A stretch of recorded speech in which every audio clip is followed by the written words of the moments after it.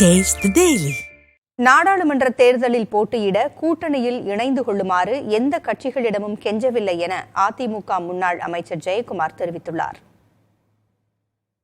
திரு செல்வ பெருந்தகையினுடைய அந்த கருத்துக்கள் பார்த்தா கொஞ்சம் ஒரு பிரேக்கிங் ஆகிற மாதிரி தான் இருக்குன்ற மாதிரி ஒரு தகவல் இருக்கு.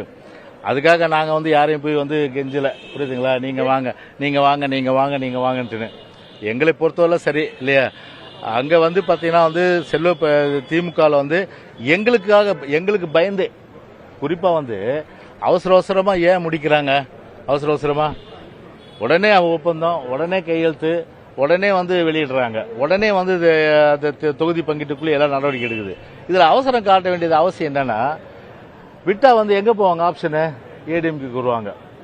அந்த ஒரு ஆப்ஷன் எந்த கட்சிக்கும் வரக்கூடாது என்ற அடிப்படையில் பயந்து காலில்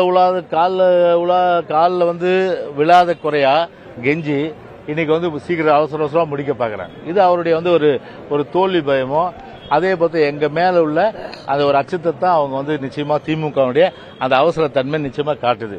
எனவே எது எப்படி இருந்தாலும் சரி சரிதானே, சொன்னது போல இன்னும் தேர்தல் இன்னும் மார்ச் செகண்ட் வீக் 2வது வாரத்தில் அறிவிப்பு செய்யப்படலாம்.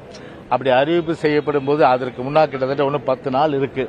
10 நாள் இருக்கிற நிலையில ஒரு கிராமத்தில் ஒரு பழமொழி சொல்லுவாங்க, கத்திரிக்காய் மலிந்தா கடை தெருவுக்கு வந்துதான் ஆகணும்.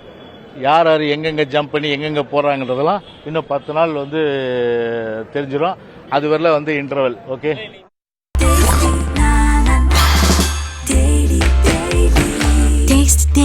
Taste the Daily.